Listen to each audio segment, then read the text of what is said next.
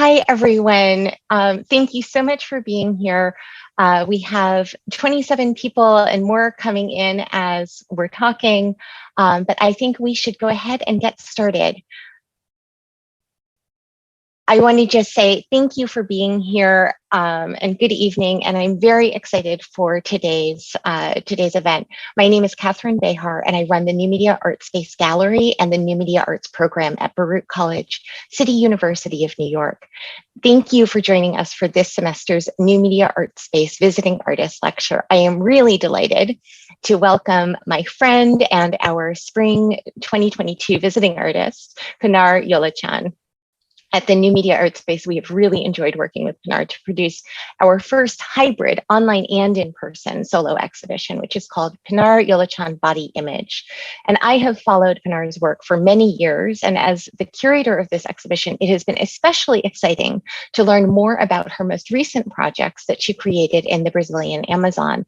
And I am very excited to share that tonight Pinar is joined by two special guests who collaborated with her on those projects in Brazil.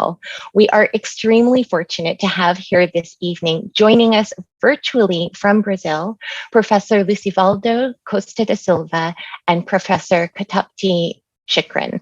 Both of them are joining us from the Federal University of the South and Southeast of Pará in Brazil. Please join me in welcoming them.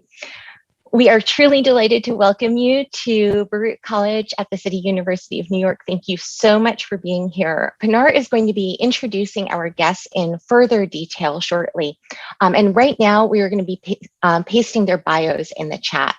Pinar asked me to keep my remarks very brief, so I'm just going to give a few notes of housekeeping before we get started. First of all, for everybody in our live stream audience, please go ahead and enter your questions into the comments box on YouTube.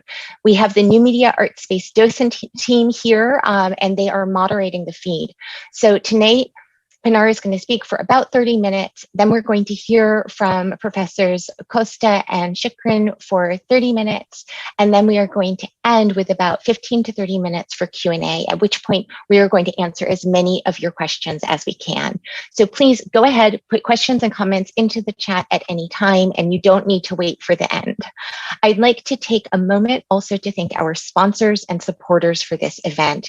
The event is sponsored by the Sandra K. Wasserman Jewish Study Center and supported by the Weissman School of Arts and Sciences, the Newman Library, and the Fine and Performing Arts Department at Baruch.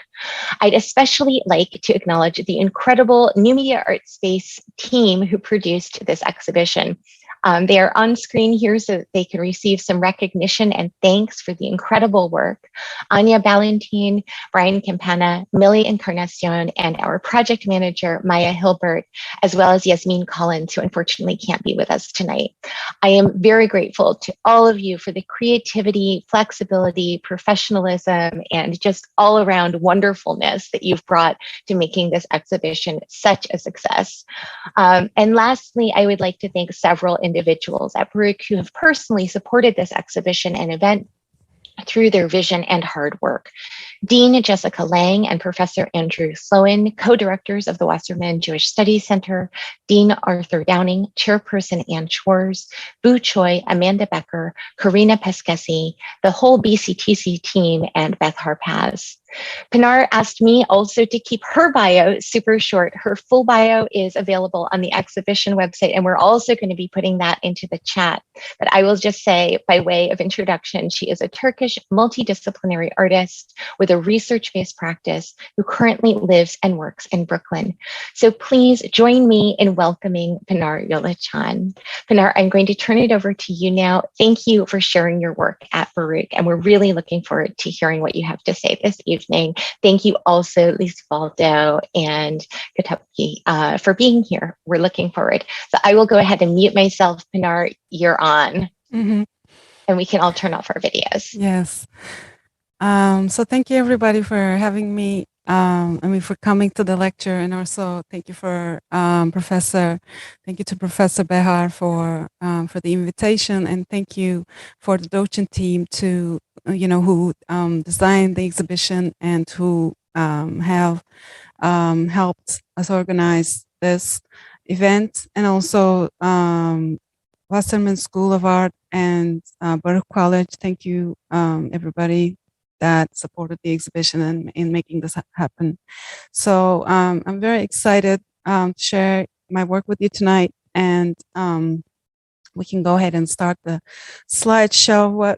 Basically what I'm going to be talking about is mainly my research and my process tonight, and I will be sharing some images from that research and from my process, and as well as some of the ideas and concepts and thoughts that I've sort of developed over time, and that led up to my work with Tuira Kayapo and my visit to basically Para, and where I met Professor Lucivaldo. I will be talking about that body of work as well, and we will be discussing some points. And I'm really excited and nervous almost to be doing this with them. But so basically, I'm going to start with a series that the exhibition's like a 3-part series, and in the first part we do have mainly my work with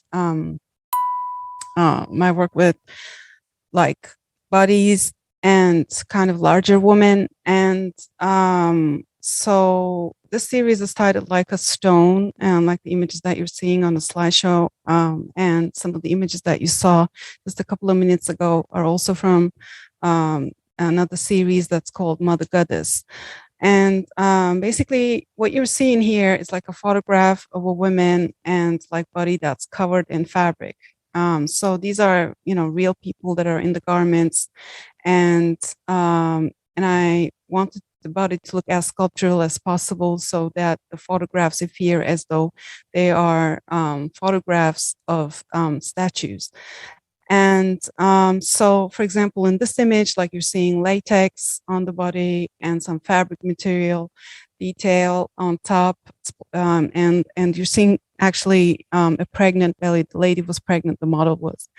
And this is the same with this image that you're seeing, like a model with like larger breasts and big hips. So basically I was really inspired by, for this series, I was really inspired by the Mother Goddess icons, the pre-Neolithic figurines, and mainly from like Anatolia was my research. And so some of my resources were like Maria Gimbutas's books, really, that you will be also seeing images of anthropomorphic images and vessels. Anthropomorphic image in vessels that that look kind of half human and half like an object or an animal. So I was really interested in exploring those artifacts and basically trying to recreate them on the human body. And this is another image that's supposed to look like a Egyptian statue. This is another image which is I kind of wanted it to look like marble, but almost like as though it just had some kind of maybe mold on it or something. This is again another image from the same series. This lady was covered like in white plaster, and kind of having her hands on her chest. It's like a symbol of fertility as well in those statues, which I will be showing you examples of in a minute. This is another image, and here are some like process images, basically from the shoot. This was done in Turkey in 2009 from Mother Goddess. So for this series, I was working mainly with the villagers that were from nearby, from the nearby area in Çanakkale, Turkey, in Western Turkey, and in the beginning, I was trying to kind of like make these garments for them that looked sculptural rather than using their natural shapes. And then eventually I arrived to just using basically like almost elastic materials, or like, I mean, fabrics that were like stretchy, that covered their bodies. So, so that their shape was like really obvious. So these are some of the props that I use. It's just like, you know, random things that I got from the hardware store that I, was trying to recreate these anthropomorphic shapes that I was talking about. So I was just using all kinds of different kind of objects and different materials, different hardware, and then combining them with fabrics and also props. This was actually like a kind of a shot from this video that I did with the belly dancer. You can see all of these works pretty much on the exhibition. And this is like a page from Maria Gimbutas's book, The Language of the Goddess. And so you can see the types of images that I was referring to earlier here, as far as the patterns on the bodies go. And so that there are all kinds of, I mean, the book explains in detail the significance and the meanings of these patterns. And they're also very much seen in like Turkic and like Turkoman and like Yörük cultures in Turkey as well, actually, like in kilims and in carpet and weaving. So there are other publications that explain those and like look at them in detail. But this page, for example, talks about the net motif, which I use quite a bit as well in my work. And I think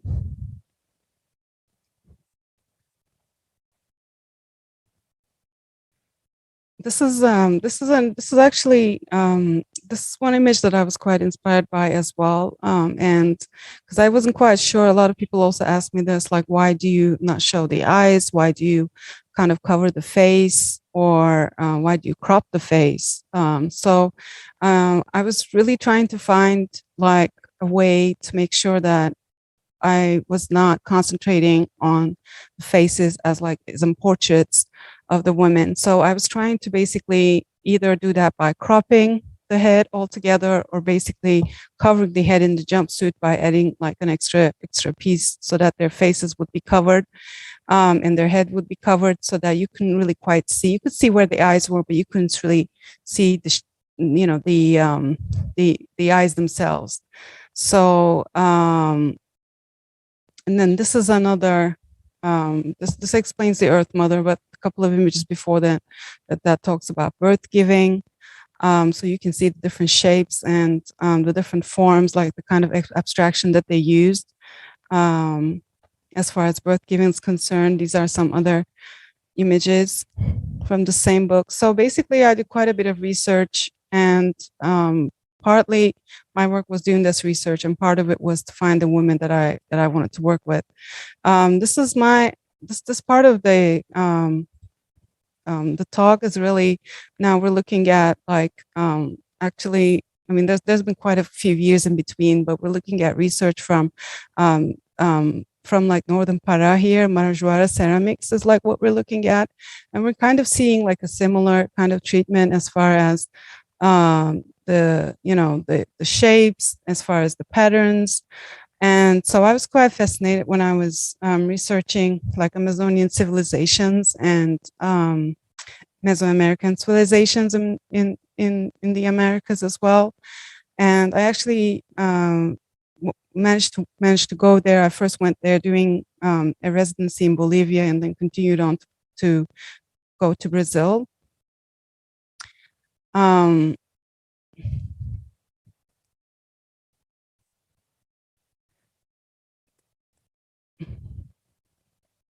Yes, and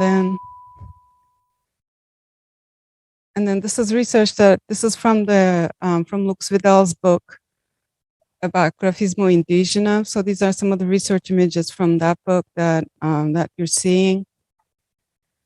And this is basically, it really struck me as like how similar some of these patterns that you could see in the ceramics were basically, applied to the body. I mean, some of the images you see here are from like the Shikrin ethnic group, and then some of them you were seeing are like from the Kayapo, but they're basically really they're Jay speaking people, and very similar in terms of culture and in terms of like the rituals and day-to-day practices. So this is one of the only really tribes that or the community that really uses full body paint, right?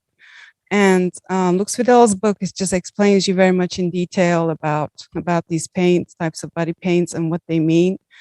Um, this is from these images are from Serra de Capivara, the cave drawings. So it's basically you can see that there's a relationship between the ceramics and then the areas where, you know, the civilizations kind of were, or these ceramics were, and artifacts were excavated, and then the people that actually lived there. And then these are some like kind of quotes that I picked from the essay called "The Social Skin" from Terence Turner. And now we're moving on to Tuire, but I think I'm just gonna ask if we could just stop the slideshow for a minute, because I need to catch up here and just kind of explain why I basically ended up here and my interest with Tuire. Basically, so I started doing this research on Kaipo body paint after, you know, my initial research in terms of like the body and the mother goddess and everything else. And so, and when I saw this book and Lux Fidel's book, it wasn't actually in Brazil, or it wasn't anywhere else. It was in the New York Public Library here in New York, that I was trying to get her some material to like really understand and, you know, study these cultures a little bit that I didn't know much about. So basically, when I saw Lux Fidel's book, that's when I really learned about the body paint, and when I learned about the Kayapo and the Shikrin. And then as I read more and more and researched more and more books and materials, then I started reading about indigenous resistance, and that's when I started to actually learn about Tuire Kayapo, which wasn't really very much talked about, but this image of hers was something that was used quite a bit.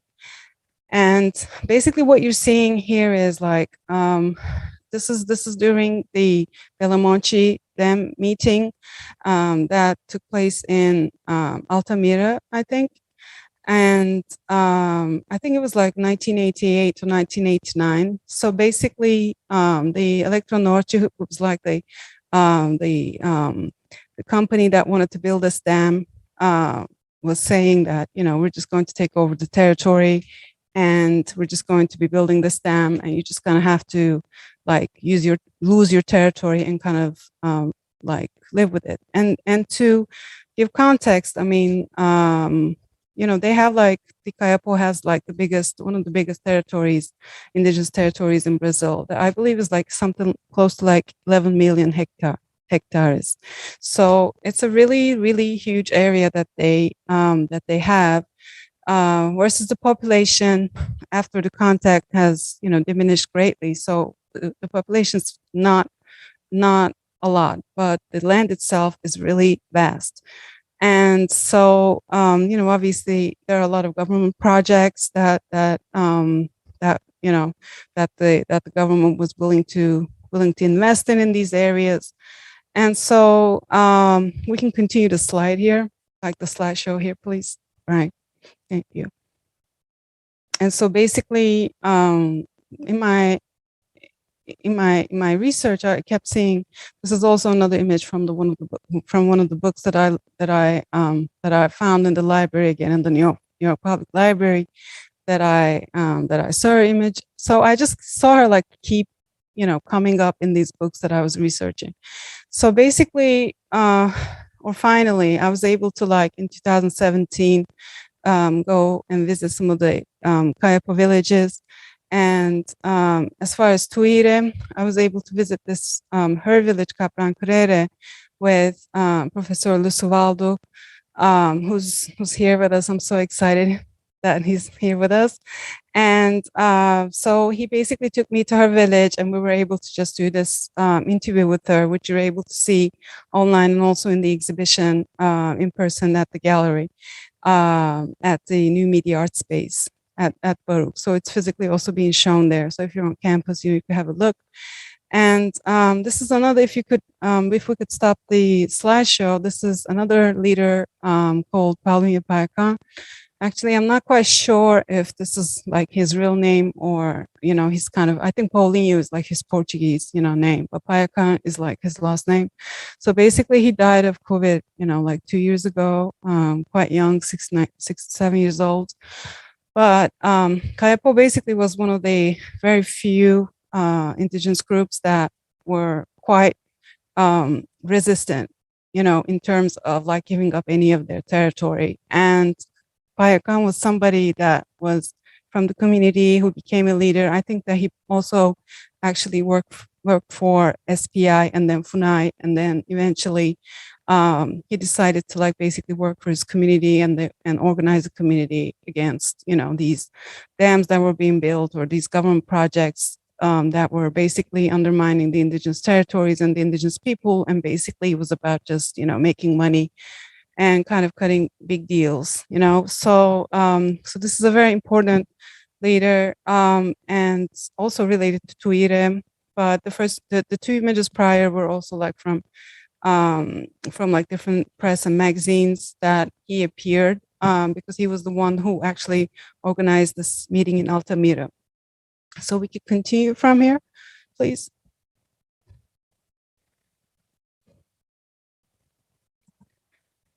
Yeah, this is from Race and History. This is one of like Claude Lévi-Strauss's books. I really love this book, and he defines like, who's savage and who's a barbar. I mean, I highly recommend that book if you want to just get perspective, but it was just like a quote. I had to pass these really fast because we don't have a lot of time, but if you guys have any questions, after the lecture, like I'm happy to explain any of these things a little bit more in detail if some of the pieces are missing, because I'm going over everything really fast. So this is, I'm not sure how we can play this. I don't know if I play it or if we can play the video. Maybe we'll just watch this As one of the just most a tiny bit, if that's okay. of the Kayapo leaders, Rodney's support is So this is a documentary that I'm not sure if we can hear it, but it should have subtitles if we're not able to. Running through the heart of Kayapo territory, the river would flood huge areas. Yeah, we can hear it actually. So basically, this is Chief Haoni. This is some of the other chiefs. So basically, what's happening here? This is a documentary that Terence Turner, who's one of the anthropologists that wrote a lot in detail and also like spent a lot of time with the Kayapo. This is a documentary that he made about the building of this dam in 1989. Actually, the dam that they went to see, this particular dam is the Tucuri Dam. So it's not the dam that is supposed to be built. The one that's supposed to be built is the Bela Monte Dam, but this is the one that's like in another river, and so basically they can see the dam and what it's done to the environment. And as you can see, a lot of the Kayapo here, like, you see somebody, I think it's Payakan, holding like a camera over there, like a movie camera. And so there were at this point many anthropologists that visited these villages and provided them with like camera equipment and things like that, like on a day-to-day as anthropologists or researchers that they would have with themselves, right? So Vince Carelli was one of them. And basically the reason to do this was so that they can document themselves and, and that way they can use the camera as a tool to document their culture, but also, document things that, like this, for example, if something's been done to the nature or, they want to do a protest or whatever, like then there's a way that they can, record these things and have it almost as an evidence, right? Because otherwise it's like, we're going to speak in a minute with the professors, but it's very hard for them to communicate. So this way, at least they have an image, they have things that they can share, video footage, whatever. They can share it with, the press. They can share it with like NGOs. So it's these, some of these anthropologists really help them learn the equipment and also work with like the camera, and in terms of like documentation that has helped the Kayapo greatly, and they did embrace it and embrace it till today, not just in this form, but also in social media channels. They a lot of them have Instagram, Facebook, use social media. So what I'm going to do now is I still do have a bit of material, but I just want to move on to, I think we can just stop it here. And then right here, even actually, this is great. Right as like Payakan's like trying to shoot with, and then there's Haone. So yeah, or maybe I'll just explain this real quick. I didn't realize that this was the slide after. So what's happening here is that, I mean, just to kind of connect the dots, these are some images from like the kind of, so in Turkey, I mean, I was really interested in, the indigenous body paint, Kaypo body paint, and went to meet Tuire and everything. But one of the things that I was really interested in was, them, like how as a community we're able to resist these dams and these projects that the government was trying to build. Gold mining, like, so these are images from Turkey. We have maybe 5 or 6 companies that the government keeps giving deals to, brokering deals that opens our national parks and our resources to like miners. This is a Canadian mining company that's like in Turkey right now. And I mean, look at this picture. It's like everything that they've cut. This used to be a huge forest, and now it's like they've cut all these trees, and basically you just have this like bold, like, hill now. So we are also having a lot of this. This is also like they're trying to do like a hydroelectric dam here as well in Erzurum. This is the area. It's polluting the water. That was an image from there. This is like people trying to organize the villagers in some of the areas, trying to get them to go to court. This is like one girl because she was protesting, she was getting harassed, and they basically burnt her house down. So all of these things, but thanks to and these are all the other villages, like ladies, that are like basically facing the police and military forces because they're trying to resist. Like her poster says, "Oh, we don't want dynamites. We don't want to hear the dynamites. We want to hear birds. We want to hear the birds singing. We want the waters to flow." These are all the bees that were killed, because of the poisonous fumes that are coming out from the dynamites that they're trying to. And these are some of the social media channels that I was trying to talk about a little bit earlier, of the indigenous people, which also now a lot of the NGOs in Turkey have access to. I mean, thanks to cell phones and I mean, we only think of sometimes as Instagram and social media as things like, we want to put, where we were last night or which restaurant we ate and the food that we ate. But I mean, these are really proved, the social media channels really proved as great opportunities for people to self-publish and also be able to circulate these news. So I'm just going to cut it right here, and we could stop the slideshow, please. And I'm going to continue the conversation right with the professors. So we're going to, like I said, and like Catherine mentioned in the beginning, we have 2 professors that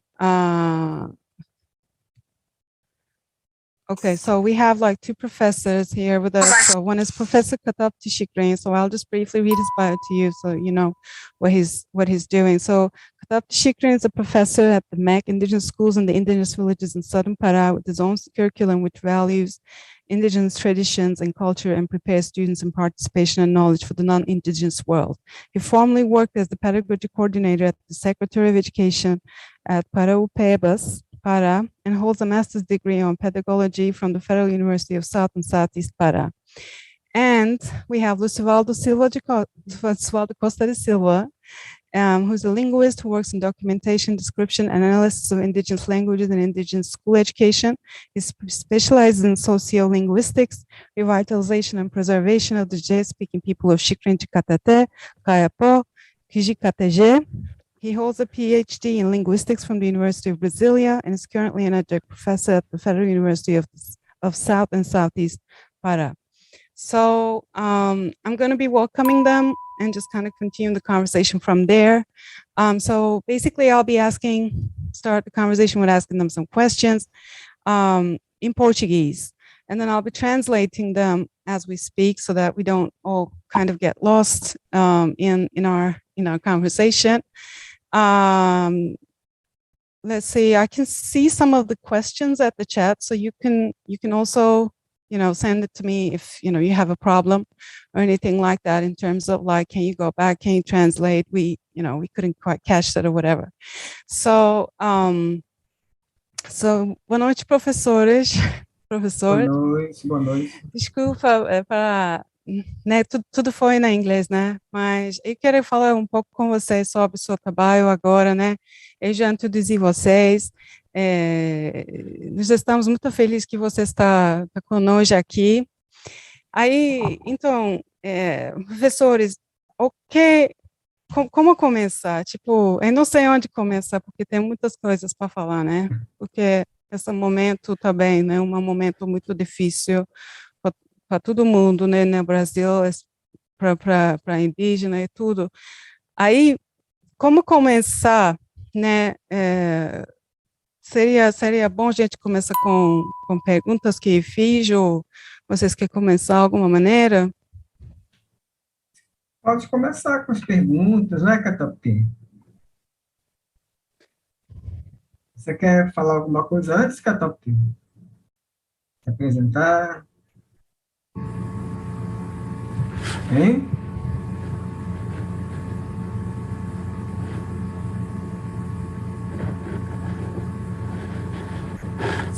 Acho que está sem áudio. Tem áudio, professor? Tem áudio? Você está conseguindo ouvir nós?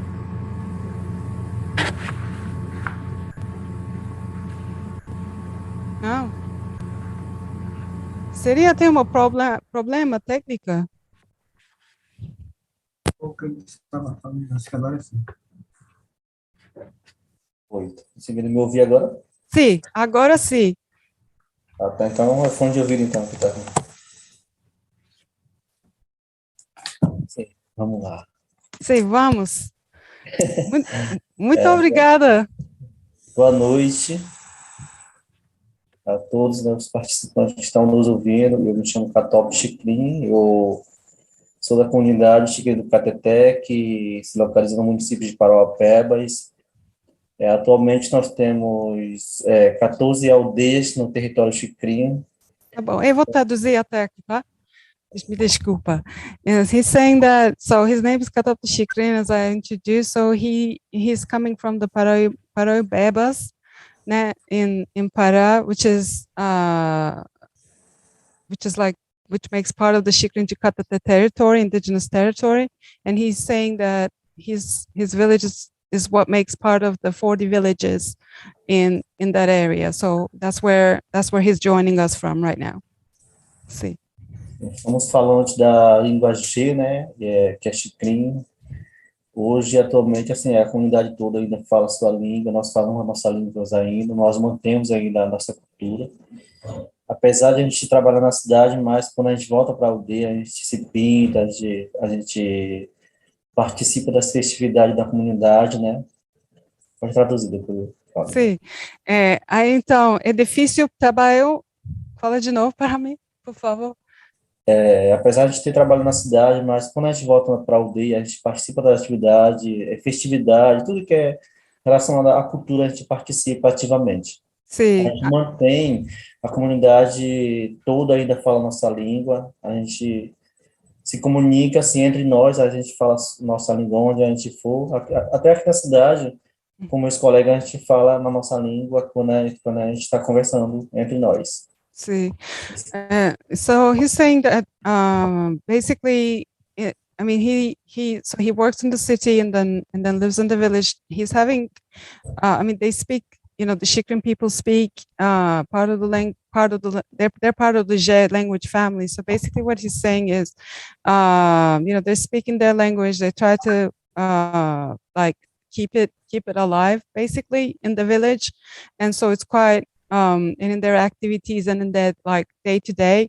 But at this point, they're pretty much like kind of between the city. And when I mean the city, it's like a little kind of municipality that's not too far from these indigenous territories, right? So he works and then comes to the village, and they're trying to basically keep the language, alive in the community, in Xikrin community. Pinar, deixa eu só fazer um adendo. Da aldeia para a cidade de Paraupebas são 6 horas de carro. 6 horas de carro? Eu Carro. penso a próxima. Não. Então, mas para Ibebas, né?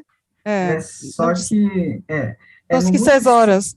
No município, Entendi. só que a viagem é longa. Entendi. So he's basically, Lucivaldo said to me, I don't think that make sure you tell them it's about 6 hours with driving to the city. So it's not that close, like the village is not that close, the territory is not that close to the city, but it's actually 6 hours drive by car. In the summer. So he says it's like a suburb of the city at this point.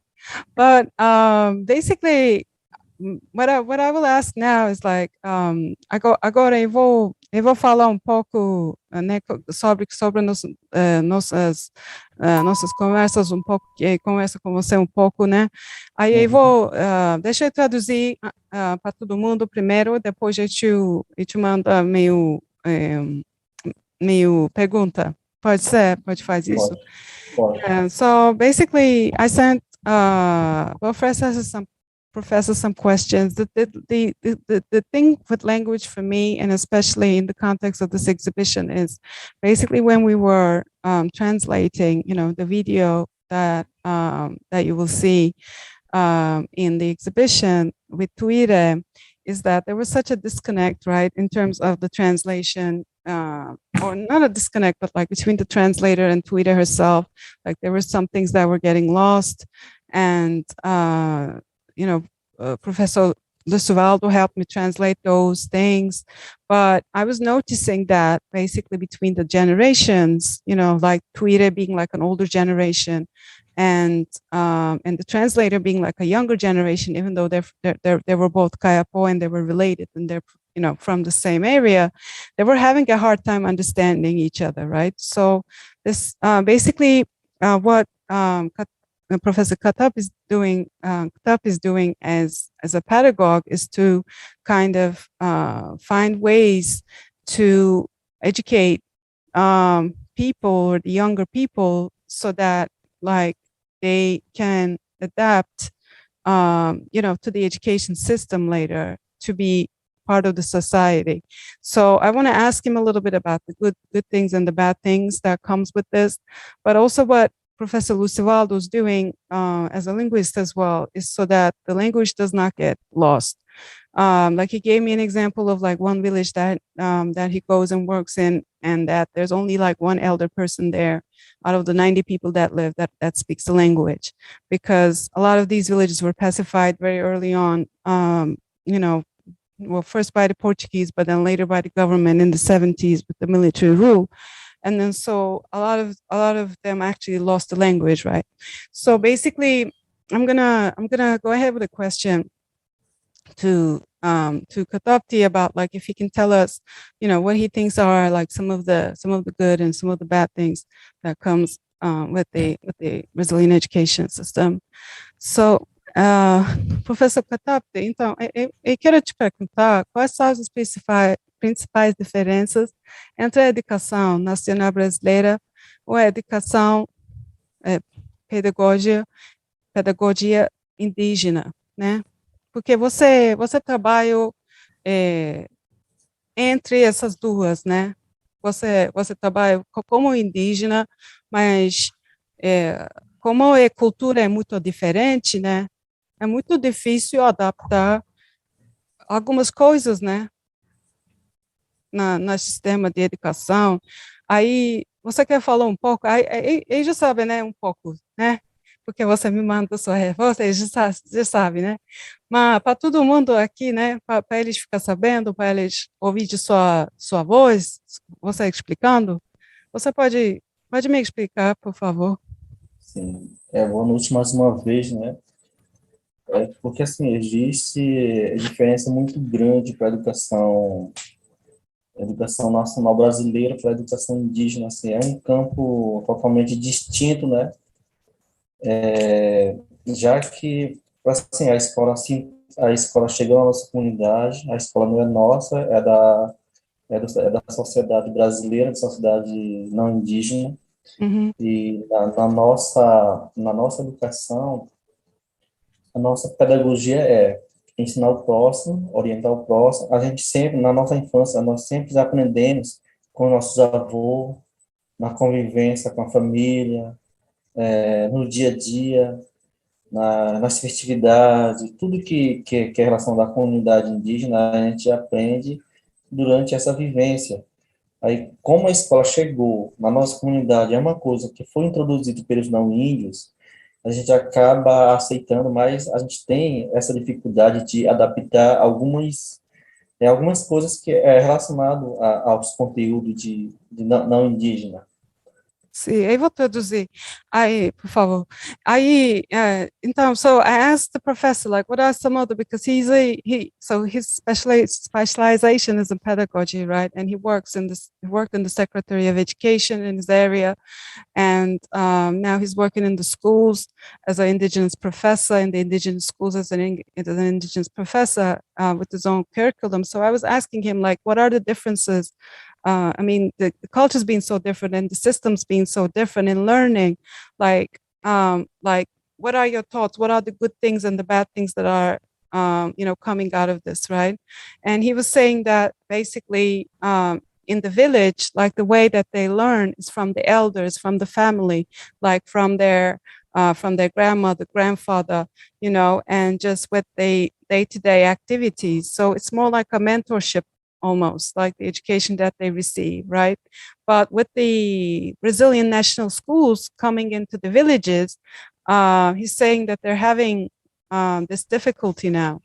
The indigenous kids are having difficulty now to adapt to to the Brazilian national education system. Sim. Sim, professora, continuando, porque assim, a gente sabe que existem muitos povos indígenas, não só cada povo indígena assim, tem a sua especificidade assim na linguagem, na cultura, no seu modo de viver, no seu modo de organização social, políticas, tudo assim existe essa diferença entre nós indígenas. E uma pergunta assim que é o que é bom de educação do não indígena é porque a gente acaba tendo esse contato com o mundo do não indígena. Uma coisa assim que não acontecia na nossa Antes. geração antiga, não acontecia. Hoje não, hoje nós temos esse acesso ao mundo do não indígena, assim, de ter esse contato, porque por que que hoje assim a gente não tem não tem um ensino voltado para a nossa educação, mas na lei fala que fala sobre ensino diferenciado, né? Mas na verdade na nossa assim a gente está lutando contra o sistema para que a nossa linguagem, o nosso saberes indígenas seja incluído no currículo para ser trabalhado na escola. É uma luta que a gente está enfrentando com o sistema. Sim. Aí, então, so okay, I'm going to translate now. So basically, saying that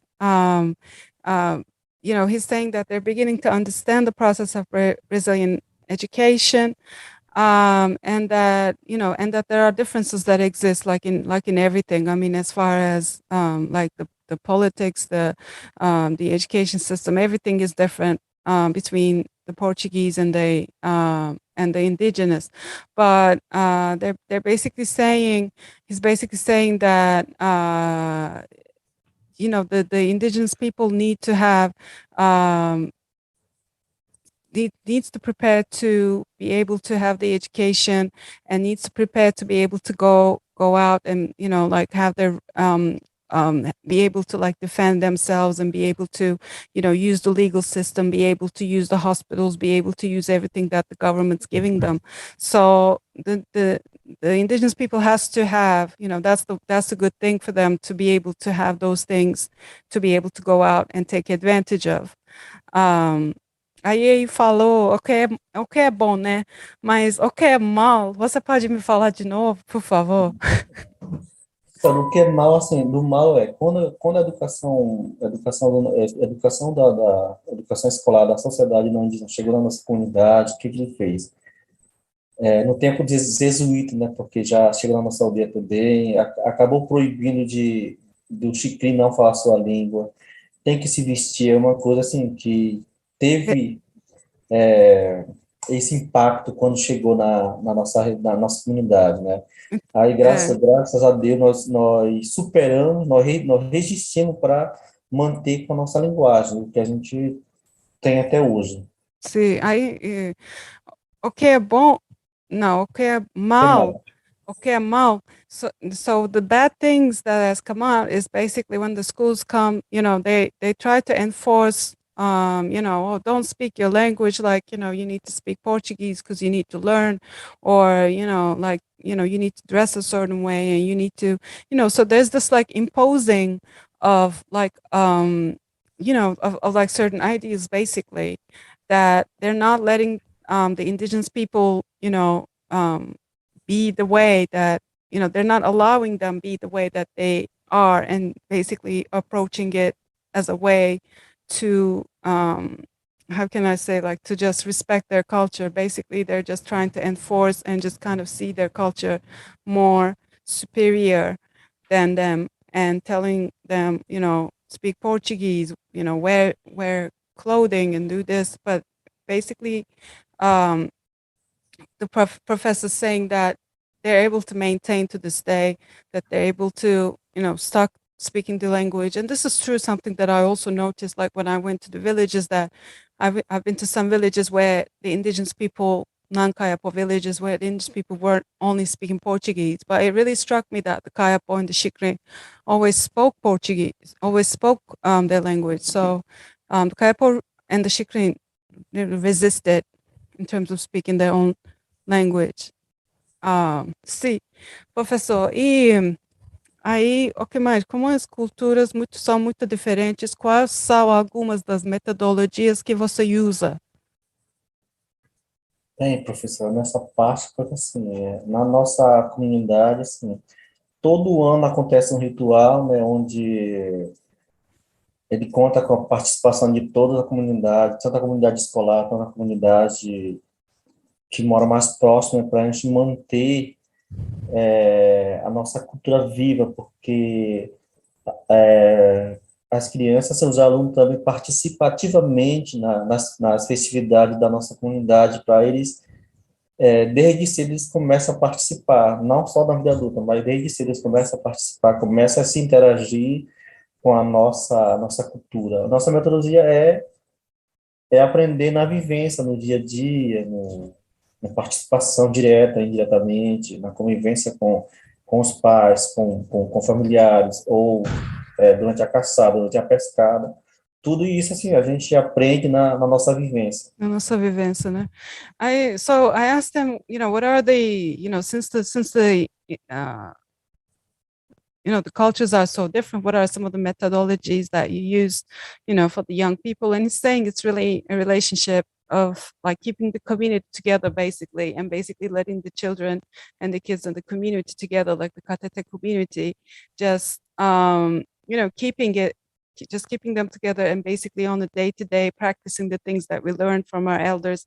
And that's how we just keep, you know, teaching our history, teaching our language, and keep our traditions alive, you know. And when he says, he used this word festivity, but the festivities are really, I mean, we sort of understand them as festivities, but I would say they're more like ritualistic, you know. They're things that keeps the community, like the body paint, you know. So it's not just, you know, everybody gets together and has a party. It's more like the way we understand, a festivity is like everybody having a good time, but this is more like, ritualistic practices that really are deeply embedded in the culture, that really keeps the community together, close to each other and to their environment, to their land, and to even their ancestors, basically. So when he says festivity, I think that's something to mention. Aí, acho que será, ele tem muitas coisas que eu quero saber, né? Mas eu vou, acho que eu vou falar só um pouco deixa eu ver, com o professor Lucivaldo, e depois, né, eu vou perguntar mais uma coisa para o professor Lucivaldo, e depois a gente vai abrir, né, para todo mundo, porque acho que tem muita gente que quer saber coisas, né, como você está aqui, né, aí é muito bom gente, né, gente tiver uma chance de falar com vocês.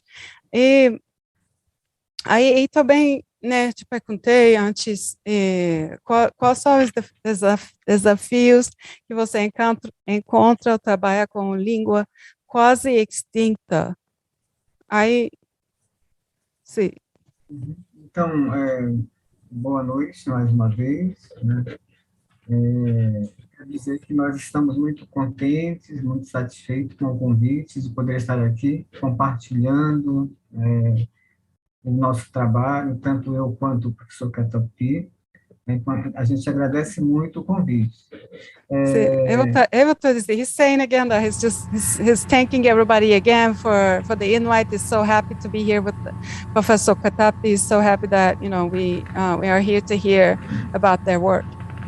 Então, no Brasil a gente tem, né, muitas contradições.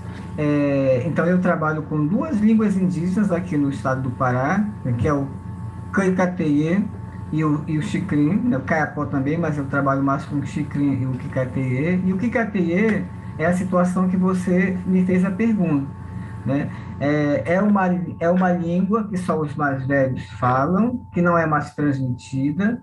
Então, a dificuldade de trabalhar é muito grande, né? Porque na aldeia onde eu trabalho, só uma pessoa fala a língua. Então, como ele não tem mais com quem falar no dia a dia, ele acaba que esquecendo muitas coisas, né? Então, eu vou lá para fazer gravações, ele tem palavras que ele não lembra e tudo mais, né? Mas, assim, essa é uma grande dificuldade. Só que a dificuldade maior é justamente a falta de investimento, né, para a gente desenvolver trabalhos, né, para a revitalização dessa língua. Então, o governo, por exemplo, né, não tem nenhum programa de revitalização dessas línguas, como há, por exemplo, na Califórnia, com a pesquisadora Liane Hinton, né, que tem um programa, né, de mestre-aprendiz, né, em que você tem ali o mestre, um mais velho, que fica com o aprendiz durante 8 horas por dia, né,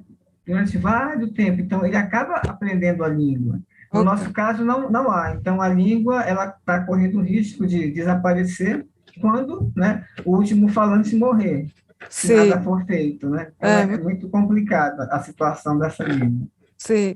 Aí vou traduzir agora. So I asked them, what are the, like the challenges that you face when you're working with a language that's almost going extinct? Because basically, what Professor Lucivaldo's work is like, trying to maintain and rehabilitate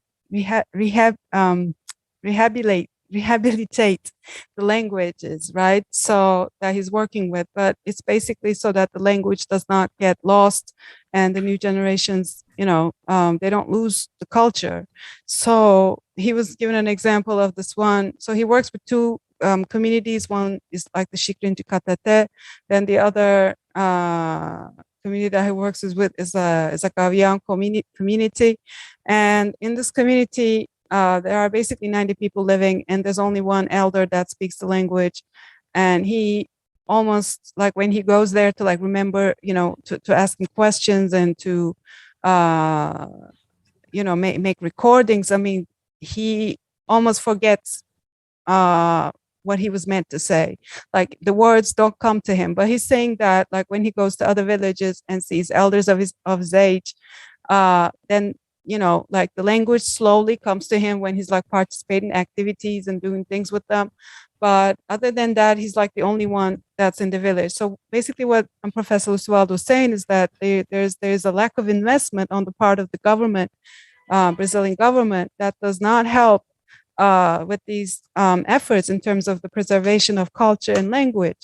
So he's given an example of a linguist, of an American linguist called Leanne Hinton. She's in Berkeley, University of Berkeley in California.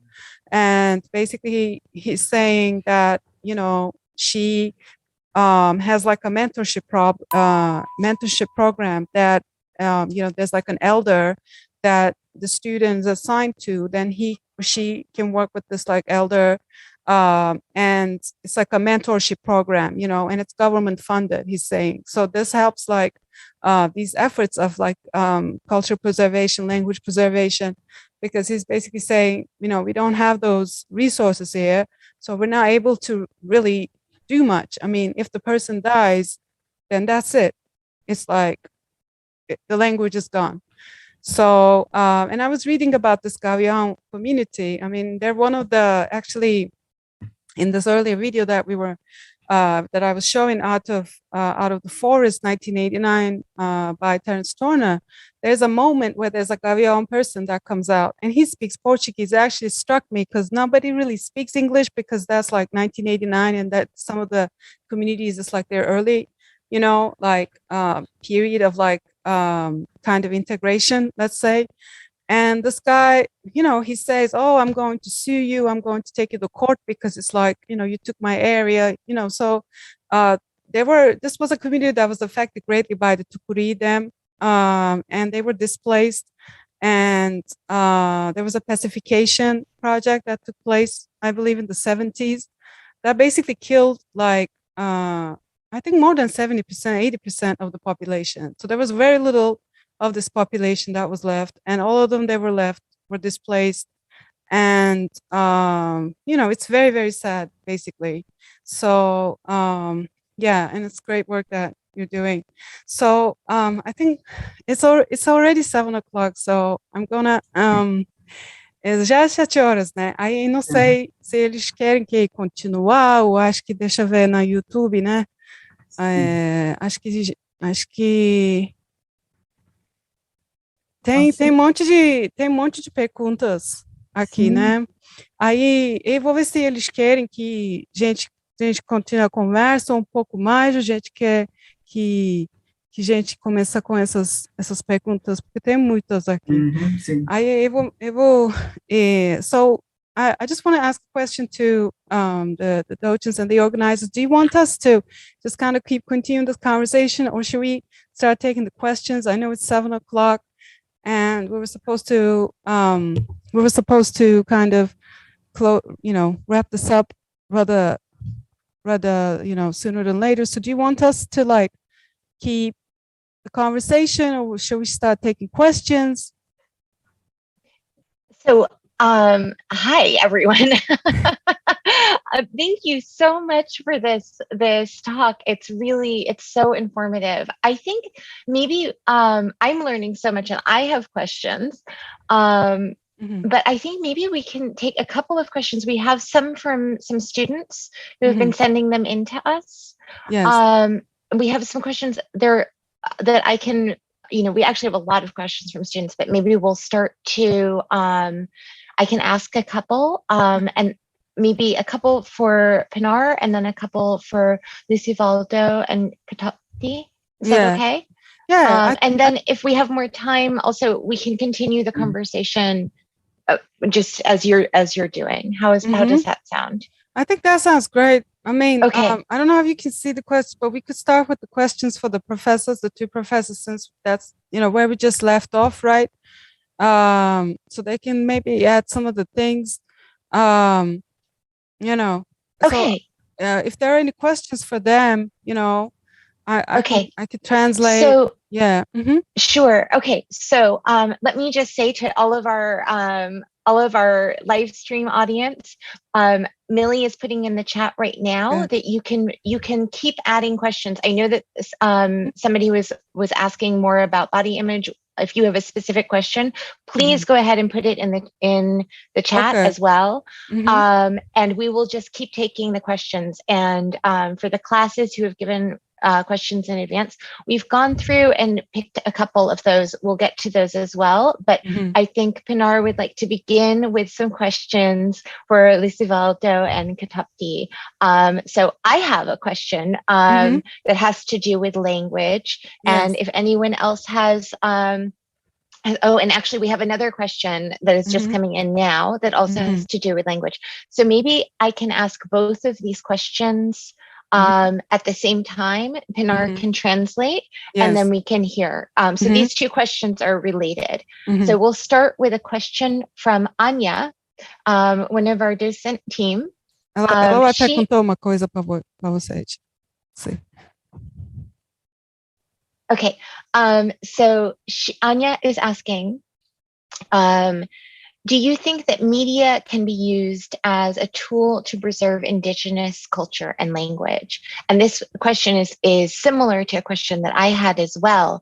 I was saying that, it is very sad to me to think about this person who has 90 people around them but can't communicate in their own language. It feels like a very lonely way to be. And I have been very interested in the process of putting together this exhibition to learn about how these groups, these communities have been using communications technology, especially video, but in general, to preserve their culture in really smart ways, I think. And I'm thinking about the Kayapo video project in particular. And so my question is, are there any efforts right now to use communications technology to connect elders in different villages so that they can have a conversation with each other? Or maybe, I don't know if that's possible with different dialects, or if it's possible with, I don't know, or is there any interest in that? Aí, então, eu vou traduzir agora. Se ela quer saber, professor, se tem, agora, uso de mídia, né, tipo, uso de mídia como câmeras, equipamento, mas talvez hoje em dia, né, celular, como que, e câmera de foto, né, tirar foto, como que essas como que chama, de tecnologias, né, tecnologias, eu entendi. Obrigada, como essas tecnologias estão ajudando a comunidade para eles conseguirem, né, preservar a cultura deles. E outra pergunta que ela tem, e se tem uma possibilidade para criar, tipo, uma rede, né, por exemplo, para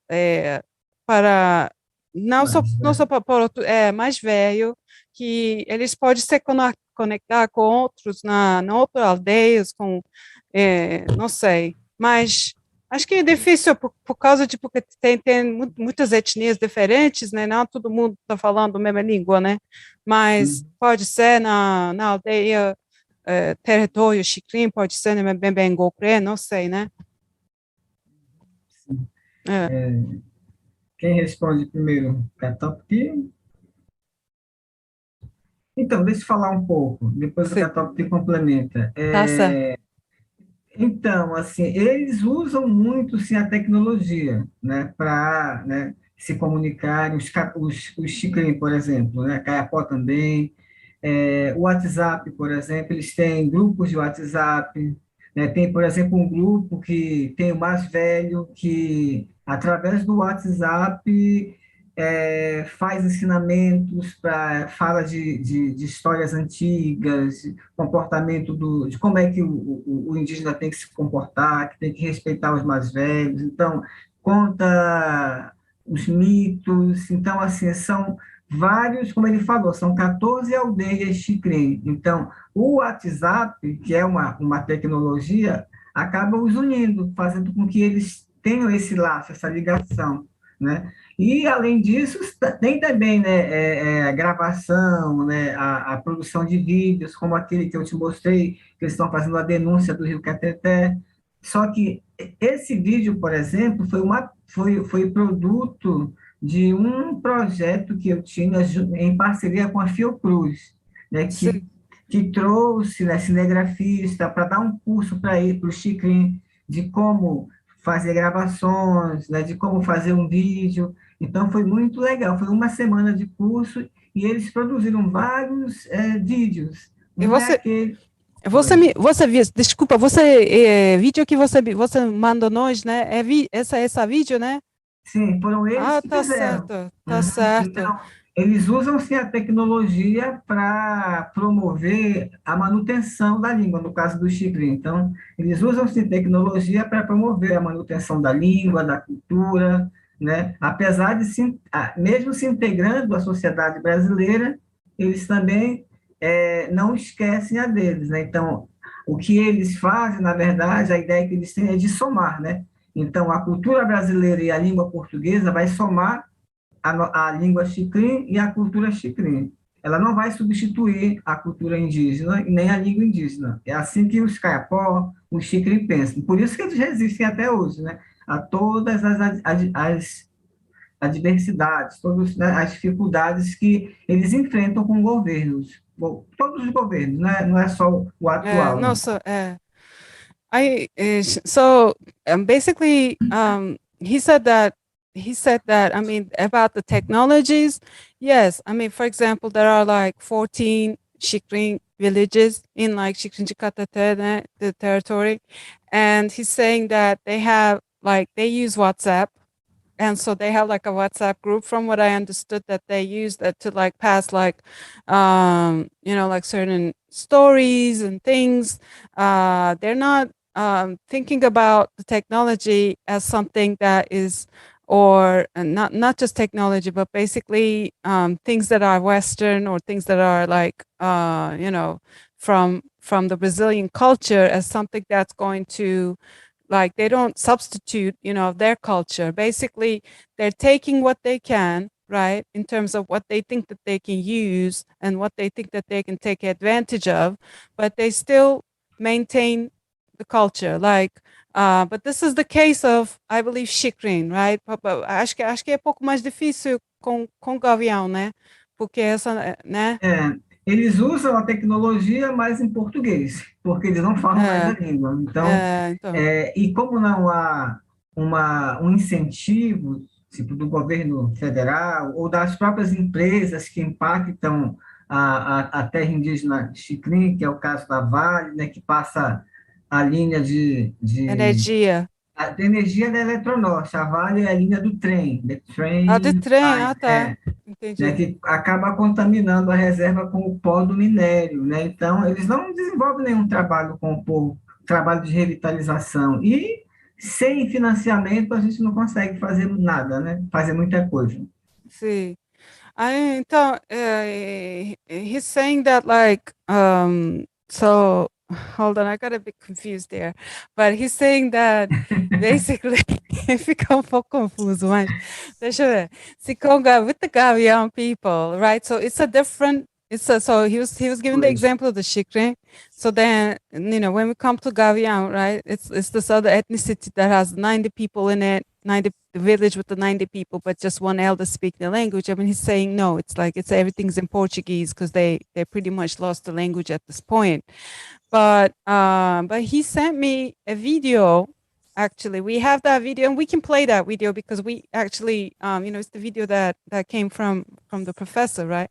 So that's the last video. Like, if we would like to play that, I mean, we can play that and watch it in a minute for a minute.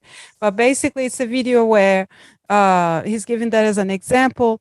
It's like so people came and helped him have the Xikrin people document to document this this construction of like a train rail, right? That was supposed to pass through the community, and so that was like polluting like the environment. And basically, he's saying that like they were able to, like document that, and people helped them with the video, like as in like how to edit the video, how to shoot, how to use the camera, all of those things. So that's like the example that he gave as far as the as far as the as far as the Xikrin is concerned. Mas você está dizendo que ele está colocando uma linha, né? Mas vídeo é outra coisa, né? Vídeo está falando sobre hidrelétrica, né? Não. Não. Mineira de ouro é outra coisa, né? É outra coisa, é outra aldeia. Outra aldeia de Xikrin. Aquela da poluição do rio é Xikrin. É Xikrin.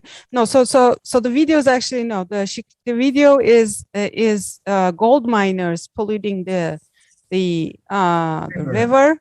Yes. Mas então é o que outra aldeia que ele está passando essa linha de trem. KTG. KTG, tá. É outra. KTG. Sim. Gavião, yeah. So it's the other village that they were. The Gavião village was the one that was passing the rail tracks. If that makes, yeah. Okay. Oh, here we go. Okay, we have, yeah. No, actually, this is not the video. No. It's the last this video. Is a different one. Yeah. Yeah, it's the last video. So I think it's 103 or something like that. It's the very last one. Because I think you said that there were some permission issues with some of these. Yes, right? we can't. I think we'll need to move to the last. Yeah, these are some of the books, okay. by the way. We could just pass these, actually. Yeah, these are some. We do have some other. Okay, so it's okay. Let's. Okay, we also have some other. We have some other questions in the chat. So okay, let's move to the questions. Yeah, let's maybe. So there's a great question actually from Harley, who says, even though the language is dying out among the younger generation, do they still have connections to the original meanings of the symbols in their body art and culture in general? So thinking about the body paint as also a kind of language, do the younger generation still understand those meanings? I think yes, but let's ask. Maybe let's ask the professors, right? Since they're here, so I'll translate. Então, tem uma pergunta para vocês, né? Então, ele Harley é o nome dele, né? Ele está perguntando que língua, né? Talvez, não na casa de Xikrin, mas casa de outras etnias, é quase morrendo, né? Como exemplo, Gavião, né? É com jovens, né? Não, acho que com jovens, mas também com outros também, mas ele está perguntando se como pintura corporal, outra coisa de cultura, eles conseguem preservar essas outras coisas, ou quando eles perdem de língua, eles quase perdem de tudo. Como que é? Então, a língua, a gente costuma dizer que é o coração da comunidade, cultura, né? Da cultura, né? Então, é claro que na aldeia Kaikatê, né, existem práticas tradicionais, eles ainda, né, praticam, como eu te falei, o jogo de flecha, né? Tem a corrida da tora também, né? Tem as festas que eles se pintam, só que eles cantam, por exemplo, né, as músicas tradicionais, mas, por exemplo, os jovens, as crianças cantam, mas não sabem o que estão falando, eles não entendem. E eu não sei até que ponto eles entendem a pintura corporal, né? Porque como eles não vivem isso no dia a dia, como os Kayapó e os Xikrin, porque o Kayapó e o Xikrin, por exemplo, não precisa de festa para se pintar. É uma coisa do dia a dia, né? Dia. E no caso dos KTG é mais complicado, é mais difícil, né? Porque sim. isso não está no dia a dia deles mais, Uhum. né? É muito difícil, mas o colega tem razão. A língua não está morta ali, ela aparece na pintura, ela aparece no jogo da flecha, na tora, só que ela não está no dia a dia. Então, no dia a dia é a língua portuguesa, e o perigo é esse. Sim. Aí eu vou traduzir.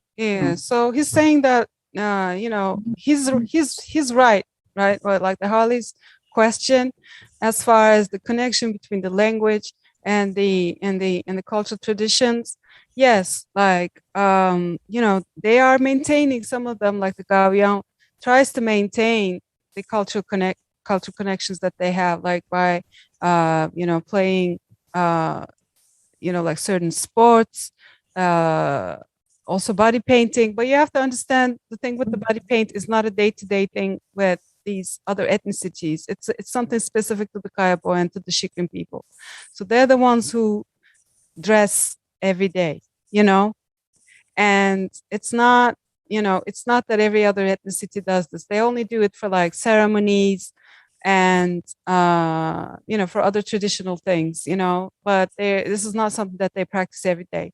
But they still maintain some part of the culture, even though language is really the heart of culture, so it's very hard to maintain everything and keep everything together. Sometimes he's saying that they sing, but they don't know what they're singing. Like they don't know, they know how to sing it, they know how to sing in the language, but they don't understand the language, so yeah.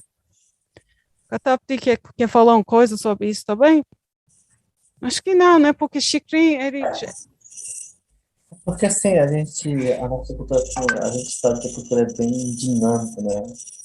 Sofre mutações, porque hoje, assim, eu sempre uso, assim, a minha filha como exemplo, né? Apesar de, assim, ela ter convivido, assim, um tempo na cidade, ela volta para a aldeia, ela se pinta, ela participa das atividades, ela mostra um pouco o que tem na cidade, o que é a nossa vivência na comunidade, né? Ela não tem essa vergonha de se pintar, ela não tem vergonha de falar. Assim, aí quando surge alguma oportunidade aqui na cidade, né, para fazer campanha na área de educação, por parte do município, assim, eu sempre coloco ela para fazer essa campanha, né, por exemplo, volta às aulas, a chamada dos alunos, essas coisas que ela sempre ela tem, e deixa assim, eu dou essa liberdade para ela poder participar, né, ativamente da nossa cultura. Uhum. Aí, então, ele está falando que, sorry, he's saying that, Professor Katapti is saying that he's basically, there are some things that, like they carry over from the city, but it's not that they lose. I mean, Shikrins, like, they maintain, dressing, wearing their paint and speaking their language. I mean, he's saying that they take pride in it. They are not like shy about it, and they're not shy about it. And like he was working in the Secretary of Education. I mean, he was proud of like, who he was as in representing his culture and being who he was there. Let's see. Okay, mais. Thank you. So I just want to say there was one other question in the chat, but I don't understand the language. It's been retracted, but it was Gabri Shikrin. Christina Lynn? Also a question from Christina. We're waiting to see if Christina wants to put her full question in. But Beberi Shikrin? Oh, yes. Yes. Lucivaldo, did you answer this question below in the chat? I think he was just saying hi, probably. Okay. He was like, okay. I'm here. I made it to the lecture. Okay, excellent. I'm connected. I just want to make sure we're not missing anybody. So shall we move? We had another couple of questions that are not about language, sure. But maybe for the last 5 minutes, we can ask Pinar about some of her process. So sorry, I'm going to scroll back up here for a moment. Yes. Let's see. So I'll ask these two questions together because they're really about art process and practice. And so these are from Susie May and Glenda Solis. So Susie is asking, how did your journey in creating art change over time? Is there anything you do now that you didn't do before? And Glenda is asking, what continues to inspire you with your art? And have you ever experienced burnout in the past? So these are sort of questions about somebody. I mean, what I find so interesting tonight is that we're seeing like this kind of really interesting research arc in your career, and you're somebody who's been doing this for such a long time. And I think these questions are both focusing on this idea of a journey, of a creative journey in one's life. Okay. Yeah, I mean, basically, I mean, as far as the creative journey in my life is basically what I didn't know that I know now. Well, I mean, I think that, sorry, I moved everything in like speed lightning, but like just kind of trying to be very fast. But basically, I mean, some of these projects take like 3 years. Some of them take like 2 years.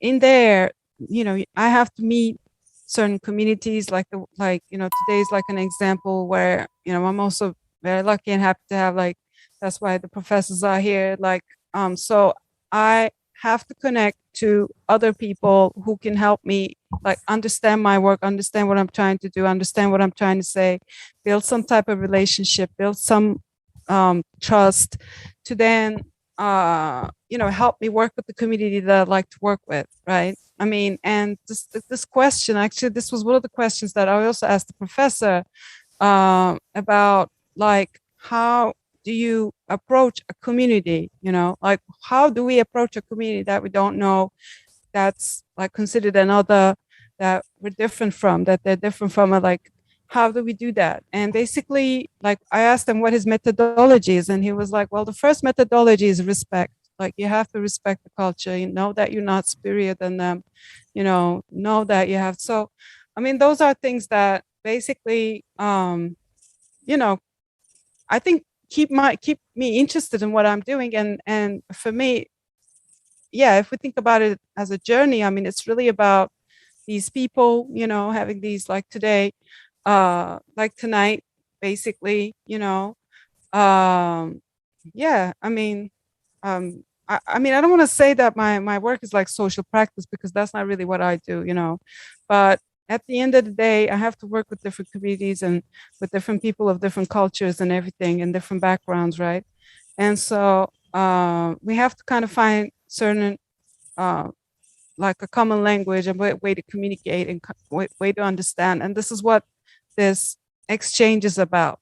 Like, that's why we have a linguist and a pedagogue here that has nothing to do with like fine art, you know, because it's like, as a result of everything, like I met these people and, you know, I mean, we were able to do something together, you know, so that's what keeps me going. These were some of the things that I didn't know how to do before, as in like how to approach people, how to, you know, sort of work with communities, how to organize these things that I think I'm getting better at. And what keeps me going is meeting with people like them.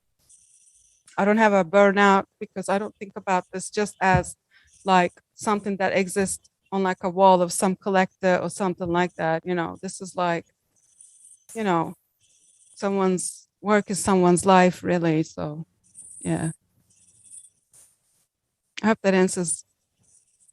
I think that's an amazing answer, and is maybe an excellent place to end. I'm wondering, do Professors Lucivaldo or Kotapti, do either of you have some last words of wisdom to leave us with? Então, ela tá perguntando você porque só te chá setime, né? Aí, então, ela quer saber se tem algumas coisas que você quer mencionou. Não consegui falar tudo que, né, eu quero, na verdade, por causa de tempo, né? Mas com certeza a gente pode ficar um pouco mais, se vocês querem falar sobre uma coisa, não sei, a última coisas que vocês quer falar, mencionou. Só livro? Ah, o livro. Sim. Fala um pouco aí, professor. Depois eu falo um pouco também sobre o nosso livro. Sim, essa livro, this is the book. It's actually in the slides. I don't, I mean, I could pull the number, but I'm not sure now. But basically, this is a book that Professor Katapti worked with Professor Lucivaldo to alphabetize the language, right, from like Xikrin to Portuguese. So they worked on the alphabetization of the Xikrin language, and that's, you know, that's his last word. He's like, this is my book. I actually had pictures of it in the slideshow, but, you know, I was like trying to run through everything. So I think we have it up, or I think we just had it up for a moment. right. Thank you. So that's wonderful. Thank you so much. But you know, if anybody wants to see it later or whatever, I mean, I have the PDF, and we're happy to share it with people. Happy to share the images. You know, if people want to, you know, learn and more about their work and about their process as well, right? Like, you can also let me know, and I'm happy to. Yeah. Thank E you. Professor Lucivaldo também, né? Acho que let's ask Professor Lucivaldo também if he has anything last, if any last things to say. Se professor tem alguma coisa que você quer falar, mas se a gente não tiver muito tempo, né? Porque já Sim, tipo sentimento, não sei onde foi, né? Porque a conversa estava muito boa, né? E o tempo passou rápido. Então, eu quero mais uma vez agradecer, né, a oportunidade, né, de a gente poder trocar, compartilhar conhecimento, conhecer vocês, né, conhecer as outras pessoas aí.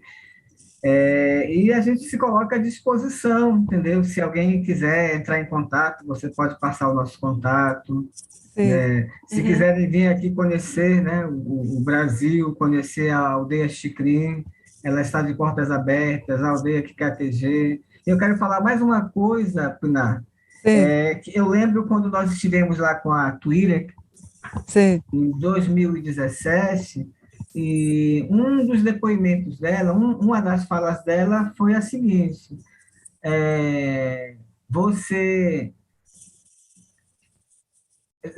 ouça, né, o que eu estou falando e leve essa minha mensagem para fora do Brasil, né, para que as pessoas conheçam, saibam o que o governo está fazendo com a gente, né, o descaso do governo. Então, assim, eu fico muito feliz porque você não foi só mais uma que foi lá e desapareceu, né? Então, você está fazendo o trabalho, né?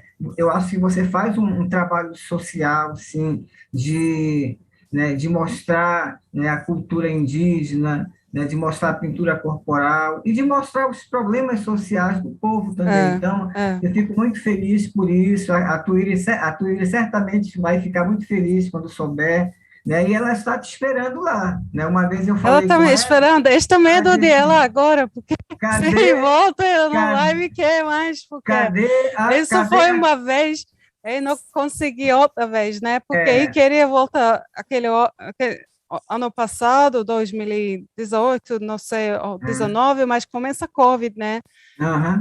Aí eu falei com ela uma vez, ela me perguntou, cadê Pinar? Ela falou até um nome em Caiapó que eu não lembro agora. Sim. Eu vou traduzir. So he's saying that basically he was like, you know, I mean, we're here. If people want to know more about our work, like, you know, you could give us. We have our, you know, numbers, emails. You know, they can like contact us if they want to come to Brazil. You know, they can contact us. He's basically saying, you know, like the type of the work that you're doing, and what Twitter said in the video was also like, you know, take my words, like for the people that are outside of Brazil, take my words for the people that are outside of here, because, you know, what was happening at the time in 2017, the context was, you know, there was a government prior, Dilma was just taking, there was basically a soft coup, and then Dilma left the government, and there was Michel Temer in 2017, and from there on until now, has been really, really like threatening for the indigenous people and the indigenous territories. So she was really like, you know, take our word out, because you know, we have all these problems, all these social problems, and for me, they're not just problems with indigenous people. I think it's the problem of everyone, because of you know, the resources and everything else. And so he's saying, you know, that she would also be so happy to, you know, have like us discussing her, us, you know, like like you showing her video, you know, being a vehicle to you know, as an institution, to be showing that video. So basically he was saying that you know, she would be happy, and he's saying, you know, come again, like do it again, like let's keep working, you know.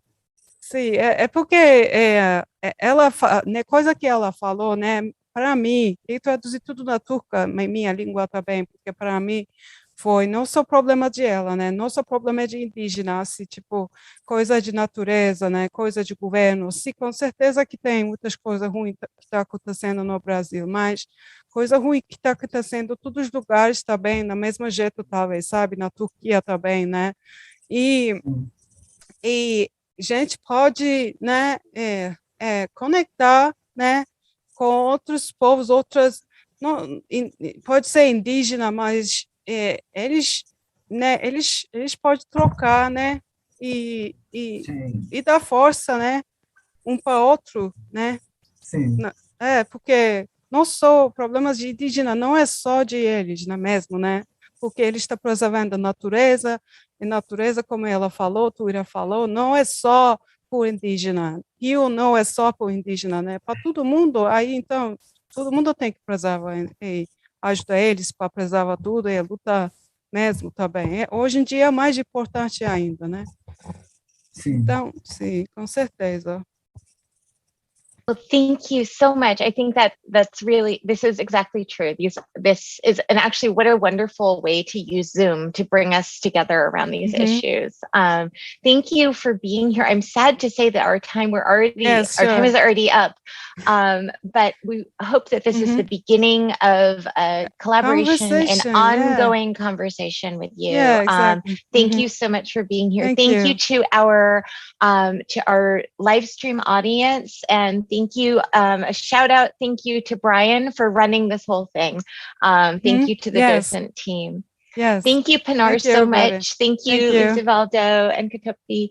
I think we'll end the stream now. Thank you. Thank you. Bye, everybody. Thank you so much. Thank you. Lots of thanks for coming through in the chat as well. That's Thank nice. you. It's very nice. Thank you. Okay.